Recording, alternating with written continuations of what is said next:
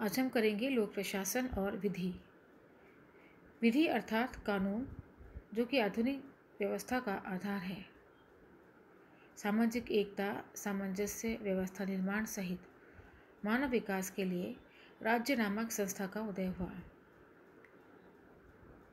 और मानव व्यवहार को नियंत्रित रखने के लिए कानूनों का निर्माण किया गया।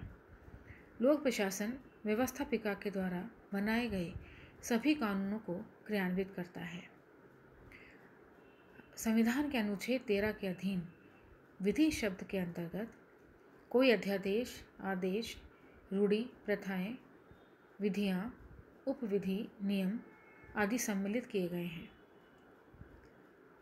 इन विधि या कानूनों के विधिवत अध्ययन से संबंधित विज्ञान को विधिशास्त्र कहते हैं। लोक प्रशासन के जनक वुड्रो विल्सन ने लोक प्रशासन की परिभाषा देते हुए कहा था, यह विधि को विस्तृत और व्यवस्थित रूप से क्रियान्वित करने से संबंधित है।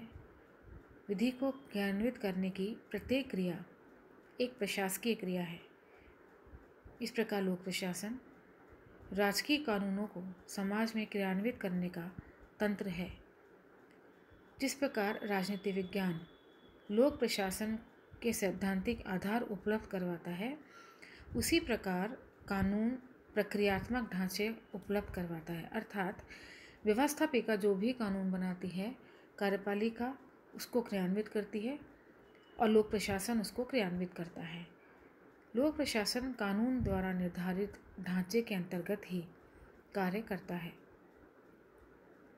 लोक प्रशासन और विधिशास्त्र में निकटता का आभास इसी से हो जाता है कि जापान, फ्रांस जैसे कई देशों में लोक प्रशासन की शिक्षा विधि संकाय के अंतर्गत दी जाती है। लोक प्रशासन और विधि के मध्य संबंधों को हम निम्न प्रकार से समझ सकते हैं। भारत सहित अधिकांश देशों में विधि का शासन रूल ऑफ लॉ है। विधि के शासन में कानून ही सर्वोच्च होता है। व्यक्ति तथा प्रशासन इसके अधीन कार्य करते हैं। विधिशास्त्र केवल कानूनों का अध्ययन नहीं करता, बल्कि व्यक्ति तथा कानून के संबंधों की भी व्याख्या करता है। दूसरा, फ्रांस जैसे देश में जहाँ सामान्य विधि और प्रशासनिक विधि में अंतर किया गया है, लोक प्रशासन के सम्मुख दोहरे कानून एक ही समाज पर अभिभावी रहते हैं। ऐसी स्थिति में लोक प्रशासन को विधिशास्त्र के साथ अधिक समन्वय और सामंजस्य स्थापित करना पड़ता है। तीसरा, कानूनों के निर्माण का मूल दायित्व विधायिका के कंधों पर है, तथापि प्रत्यायोजित विधान के अनुसरण में कार्यपालिका तथा प्रशासनिक तंत्र कानून निर्माण में अपनी महत्वपूर्ण भूमिका का निर्वाह करता है। सामाजिक विधानों के माध्यम से सामाजिक परिवर्तन लाने का दायित्व लोक प्रशासन का है। समाज, संस्कृति और समस्याओं के अनुरूप किस प्रकार का कानून बनाया जाना चाहिए, लोक प्रशासन उस कानून को किस रूप में क्रियान्वित करे, इन तथ्यों का विश्लेषण और विचारण भी विधिशास्त्र की सहायता के बिना संभव नहीं है। प्रशासनिक कुशलता, प्रभावशीलता और जवाबदेहिता के क्रम में यह आवश्यक है कि लोक प्रशासन संविधान और कानून के दायरे में रहकर कार्य करे। व्यवहारिक दृष्टि से यह आवश्यक है कि प्रत्येक लोक सेवक को संवैधानिक उपबंधों सहित कुछ कानून बनाने लोक प्रशासन को अधीनस्थ विद्वान बनाने की अनुमति देता है, परंतु कोई भी लोक सेवक स्वविवेक शक्तियों के आड़ में निर्धारित प्रक्रिया और तथ्यों का दुरुपयोग न करे, इसके लिए न्यायिक उपचारों की व्यवस्था भी की गई है।